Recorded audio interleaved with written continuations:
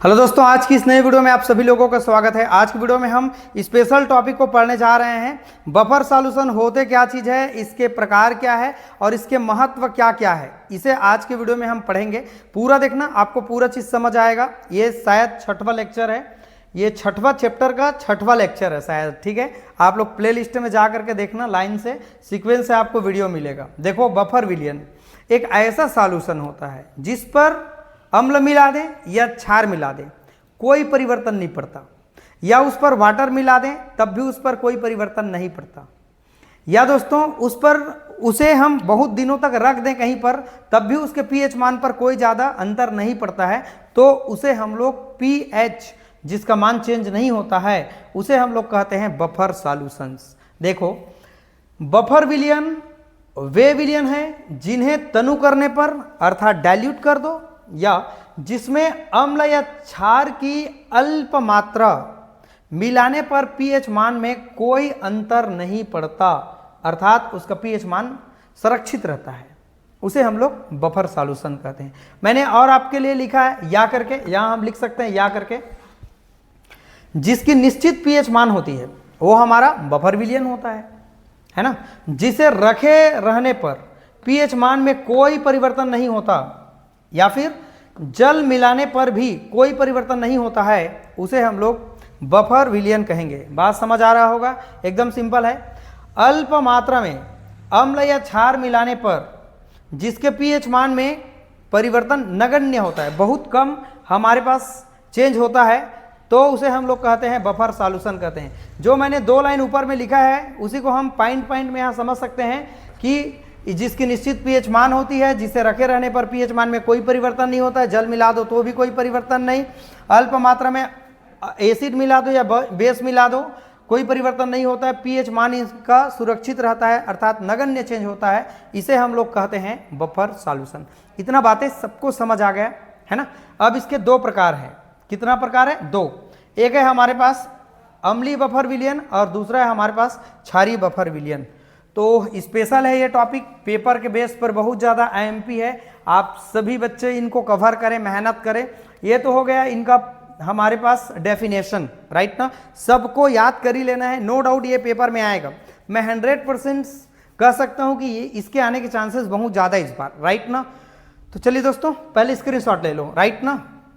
इस तरह से मैं आप लोगों को जो आईएमपी नोट्स दे रहा हूँ इसको आप सब लोग अच्छा से कवर करते जाओ।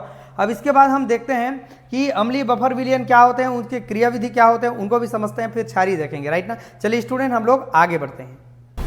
चलिए स्टूडेंट, अब हम लोग समझते हैं कि एसिडिक जो बफर सॉल्यूशन होते हैं वो क्या होते हैं। बहुत सिंपल है, एक को अगर आप समझ लेते हैं तो दूसरा को आप आसानी से, जो क्षारीय बफर विलयन होते हैं वो आसानी से समझ सकते हैं। देखो, मुझे बस टाइम लग रहा है थोड़ा से इसको लिखने में, क्योंकि आप सबके लिए मैं नोट्स बना के दे रहा हूँ, समझिए। अगर मैं ऐसे हैंड टू हैंड लिखते जाऊँगा तो हो सकता है आप लोगों का जो नोट्स बनाने का तरीका होगा वो अच्छा नहीं होगा। इसीलिए कॉलेज लेवल के बेस पर आप इस तरीके से अगर नोट्स बना लेते हैं, पेपर लिख लेते हैं, तो 100% आप लोगों का नंबर बहुत अच्छा से आएगा। देखो, अम्लीय बफर विलयन क्या होगा। अम्लीय बफर में दुर्बल हमारे पास अम्ल होता है और इसी के ही प्रबल क्या होता है, क्षार से बने लवण होते हैं। यही बात याद रखना, ये हमारा वीक एसिड है और ये हमारा स्ट्रॉन्ग एसिड होते हैं। ये इसके एग्जाम्पल है, इसका नाम है एसिटिक एसिड और सोडियम एसीटेट इसके उदाहरण है, लिख लेना। अब इसके क्रियाविधि को भी समझते हैं, इसका मैकेनिज्म को बफर सॉल्यूशन का, और किसके लिए, एसिडिक बफर सॉल्यूशन के लिए। फिर बेस का समझ लेंगे। देखो, यहाँ पर जो एसिटिक एसिड है और सोडियम एसीटेट इसका अच्छा उदाहरण है। इसमें सोडियम एसीटेट स्ट्रॉन्ग इलेक्ट्रोलाइट है। क्यों स्ट्रॉन्ग है? क्योंकि ये पूर्णतः अपने आयन में कन्वर्ट हो जाते हैं, ये माइनस और ये प्लस में टूट जाते हैं। अतः CH3COOH दुर्बल एसिड होने के कारण कम आयनित होते हैं, क्योंकि एसिटिक एसिड होते हैं ना वो वीक होते हैं। वीक है तो कम आयनित होगा, ये ज़्यादा आयनित होगा और ये कम आयनित होगा। इसी को हमने लिखा है, ये सोडियम एसीटेट है, CH3COO Na है, प्लस माइनस में टूट गया, अधिक आयनित होते हैं। अधिक आयनित में कन्वर्ट होगा तो स्ट्रॉन्ग हमारे पास क्या होगा, एसिड होगा, ठीक है। लेकिन ये हमारा वीक होगा। कैसा वीक होगा? क्योंकि ये कम आयनित होते हैं। इसका नाम है एसिटिक एसिड, CH3COOH और CH3COO सब लोग जानते हैं। तो इतना को आप लोग एक राउंड में खत्म कर ले। अब इधर के बातें को धीरे धीरे समझेंगे।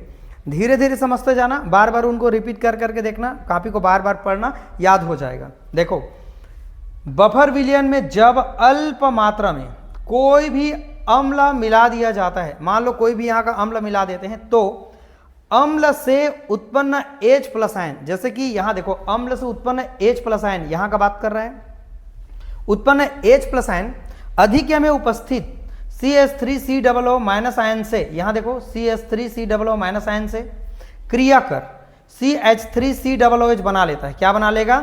जो हमारे पास ब्रेक डाउन हुआ है एसीटेट, वहां पर जब हम लोग H+ आयन युक्त एसिड मिला देते हैं तो क्या में कन्वर्ट हो जाएगा? एसिटिक एसिड में कन्वर्ट हो जाएगा। और दुर्बल अम्ल होने के कारण, क्योंकि हमारा जो एसिटिक एसिड है वो वीक एसिड है, और दुर्बल एसिड होने के कारण ये कम आयनित होगा, जिसके कारण इसके पीएच मान में कोई परिवर्तन नहीं होता है। इतना बात समझ आ गया। और इसी तरह से हम आगे भी समझते हैं। इसी बफर विलयन में दूसरी तरफ OH- आयन अगर विलयन मिला दिया जाए, अर्थात OH- आयन अर्थात एक बेस की तरह काम करता है, मिला दें तो OH- आयन की वियोजन होकर एसिटिक एसिड से रिएक्ट करके, अर्थात रिएक्शन करके जल और एसीटेट बनाते हैं। क्या बना लेगा? जल बना लेगा, और क्या बना लेगा? एसीटेट बना लेगा। जैसे यहां आप देख पा रहे हो, एसिटिक एसिड से जैसे हमारे पास OH क्रिया करेगा तो एसीटेट बना लेता है और वाटर बना लेता है, तथा पीएच मान में कोई परिवर्तन नहीं होता है। यही होता है हमारे पास अम्लीय बफर विलयन। आपको पूरा मैं निचोड़ के दे रहा हूं, इन्हीं चीजों को आप लोगों को करना है। चलो इसको सब लोग स्क्रीनशॉट फटाफट ले लो। तो स्टूडेंट धीरे धीरे पढ़ते जाना, नोट्स बनाना, रिपीट करना, तो 100% आप लोगों का तैयारी अच्छे से हो जाएगा। चलिए दोस्तों, अब हम लोग चलते हैं बफर सॉल्यूशन के दूसरे प्रकार की ओर, जो क्षारीय हमारे पास बफर विलयन होता है। चलिए दोस्तों दूसरा को देखते हैं। चलिए स्टूडेंट, अब हम लोग समझते हैं हमारे पास जो क्षारीय बफर विलयन होते हैं वो क्या होते हैं।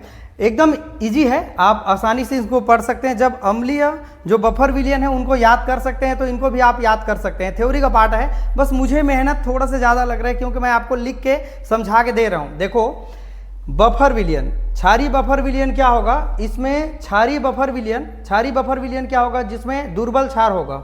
इसके पहले क्या था? प्रबल हमारे पास क्षार था, तथा इसके प्रबल अम्ल के साथ लवण से मिला करके बनाते हैं, है ना, बनाते हैं या बने होते हैं, यहाँ लिखने में थोड़ा दिक्कत है, बने होते हैं। इसका एग्जांपल है, ये हमारे पास अमोनियम हाइड्रोक्साइड ना वीक बेस होता है, और अमोनियम क्लोराइड क्या होता है? ये हमारे पास स्ट्रांग होता है। ठीक है, तो ये इसके एग्जाम्पल है। तो एग्जाम्पल को थोड़ा याद रखना, अमोनियम हाइड्रोक्साइड और अमोनियम क्लोराइड। ठीक है, ये दोनों इसके एग्जाम्पल है। दोनों को मिला करके ना क्रियाविधि देखते हैं। क्षारीय बफर के इस उदाहरण में अमोनियम क्लोराइड होने के कारण बहुत ज़्यादा अधिक आयनित होते हैं, क्योंकि ये स्ट्रांग होते हैं, और अमोनियम हाइड्रोक्साइड वीक होने के कारण ये कम आयनित होते हैं। उसी को हम लिखे हैं अमोनियम क्लोराइड प्लस माइनस और अमोनियम हाइड्रोक्साइड प्लस माइनस। अधिक आयनित होगा, ये कम आयनित होगा। अधिक आयनित होने के कारण ये स्ट्रांग होगा, लिख सकते हैं, और ये कम आयनित होने के कारण क्या होते हैं? वीक होते हैं, आप लिख सकते हैं। अब थोड़ा से इनके और पार्ट को समझते हैं। ये इनका क्रियाविधि है ना, समझते जाना। बस थोड़ा सा 2-4 लाइन आप लोगों को याद करना पड़ेगा। विलयन में, कोई भी हमारे पास विलयन में अम्ल की अल्प मात्रा है ना, विलयन में अम्ल की अल्प मात्रा, यहां लिखना ये अल्प है ना, अल्प मात्रा मिलाने पर, है ना, H+ आयन अमोनियम हाइड्रोक्साइड के अधिक्य से क्रिया करके जल और अमोनियम प्लस आयन बनाते हैं। क्या बनाएगा? देखो यहाँ जो अमोनियम हाइड्रोक्साइड है उससे जो H+ आयन है क्रिया करके अमोनियम प्लस आयन और जल बनाते हैं, कह रहे हैं। इसके कारण अम्ल के मिलाने पर H+ आयन का सांद्रता या जो सांद्रण है वो नहीं बढ़ता है, अर्थात पीएच मान स्थिर रहता है। यही तो हम पढ़ रहे हैं, पीएच मान स्थिर रहते हैं। अब क्षार हमारे पास क्षार के रूप में काम कर रहा है OH- आयन, मिलाने पर उत्पन्न OH- आयन विलयन में उपस्थित अमोनियम जो आयन है, जो अमोनियम यहाँ पर आयन बना हुआ है, यहाँ देख पा रहे हैं, है ना, NH4+ आयन के अधिक्य से क्रिया करके अमोनियम हाइड्रोक्साइड बनाते हैं, जो क्या होता है? यह वीक होता है। क्या होता है? वीक बेस होता है ना, और कम आयनित होने के कारण, अतः कम आयनित होगा, अतः यह जो विलयन होगा इसके पीएच मान में कोई परिवर्तन नहीं होगा। यही होता है हमारे पास क्षारीय बफर विलयन, एक को आप बढ़िया समझना। उसके बाद दूसरा जो है ना, ये एग्जाम्पल के बेस पर थोड़ा सा अंतर है। आई होप स्टूडेंट्स आपको मैंने दोनों प्रकार बता दिया। अब एक स्पेशल चीज और बताने के लिए बचा हुआ है, इसका महत्व क्या है। तो महत्व को भी थोड़ा आपको समझा देता हूं, मोस्टली जो हमको पेपर के लिए लिखना है। चलो स्क्रीनशॉट पहले ले लो।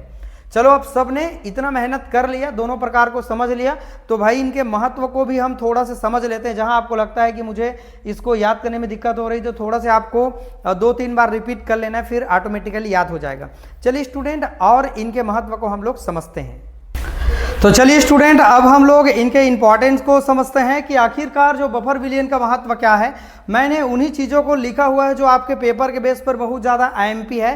तो कोई भी दोस्तों इस वीडियो को छोड़ना नहीं है। छोटा वीडियो है, बहुत बड़ा वीडियो नहीं है। बस मुझे इस वीडियो को बनाने में बहुत टाइम लगा, मतलब इसको लिखने में टाइम लगा, क्योंकि ये 3 पेज है मान लो। अब मैं सबको एक एक को लिख रहा हूँ अच्छे से, ताकि मेन चीज़ों को लिख रहा हूँ आप, ताकि उनको अच्छे से कवर कर सकें। देखो, पहला है वनस्पति और जंतु विज्ञान में इसका प्रयोग हम लोग करते हैं, अर्थात मानव का जो पीएच मान होता है वह कितना होता है, 7.4 होता है। तो हम अनुमान लगा सकते हैं कि हमारे लाइफ में हम कैसे बफर सॉल्यूशन का जो उपयोग है वो करते हैं, राइट ना। दूसरा है प्रयोगशाला में, लेबोरेटरीज में। अगर आपके प्रयोगशाला में आप सभी लोग जानते हैं जो बफर विलयन होते हैं उनका प्रयोग हम लोग करते हैं।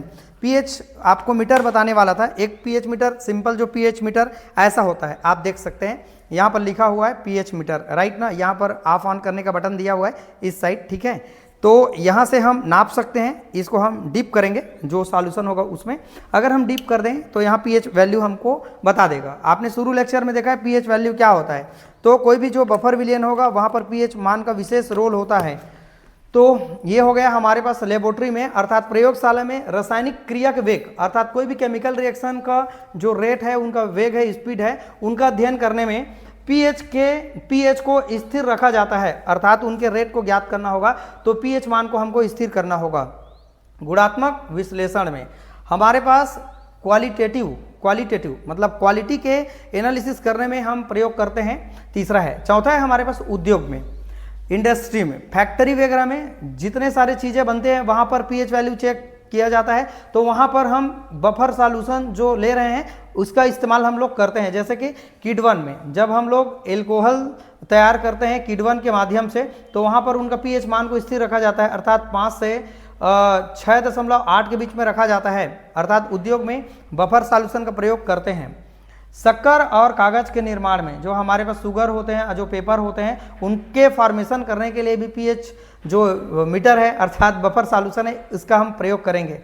छठवां है, अनाज की अच्छी फसल के लिए भी, है ना, मिट्टी के पीएच की जांच करनी होती है, तथा उर्वरक का जो चुनाव होता है वो मिट्टी के पीएच मान पर भी डिपेंड करता है। देखो, हर फसल जो होता है, अलग अलग फसल के लिए अलग अलग पीएच वैल्यू होता है। कहीं पर दलहन की खेती अच्छे से की जाती है, तो कहीं पर कुछ और मिट्टी पर अलग से खेती की जाती है। मतलब हर एक फसल की एक अलग अलग मिट्टी होती है। अगर हम अलग जगह पर अलग मिट्टी अलग फसल उत्पादन करेंगे तो वो नहीं हो पाएगा, राइट ना। तो यही सब चीज़ है हमारे पास स्टूडेंट जो बफर सॉल्यूशन के ऊपर डिपेंड करते हैं। स्क्रीनशॉट ले लो सभी लोग। तो ये छोटे से वीडियो से आपको बहुत कुछ सीखने के लिए मिला। सबसे इम्पॉर्टेंट चीज़ है, ये पेपर में आए हैं और बिल्कुल इस बार चांसेस है आने के। तो आप सभी स्टूडेंट को इस टॉपिक को नहीं छोड़ना है, आप नोट्स ज़रूर बनाएं। और इसके बाद और ज़्यादा लेक्चर नहीं है, एक का लेक्चर और हो सकता है, जैसे कि हेंडरसन समीकरण, इसको भी मैं आप लोगों को बता दूंगा। 1-2 टॉपिक और रहेगा तो मैं आप लोगों को कवर करके बता दूंगा स्टूडेंट। बाकी जितना बेसिक चीज़ें हैं और एमपी चीज़ें हैं उसको मैंने मेहनत करके आप सबके लिए वीडियो में बता दिया कि कौन कौन से टॉपिक को पढ़ना है। इसके बाद जो अगला हमारे पास चैप्टर आएगा, बड़ा चैप्टर नहीं है, मुश्किल से 5-6 टॉपिक पढ़ेंगे, 7 चैप्टर में कवर हो जाएगा। चलिए दोस्तों, वीडियो अच्छा लगे तो लाइक कमेंट कर देना। आपके जितने दोस्त तैयार हैं उन लोगों को चैनल को शेयर कर देना। चलिए दोस्तों, वीडियो को वॉच करने के लिए थैंक यू सो मच।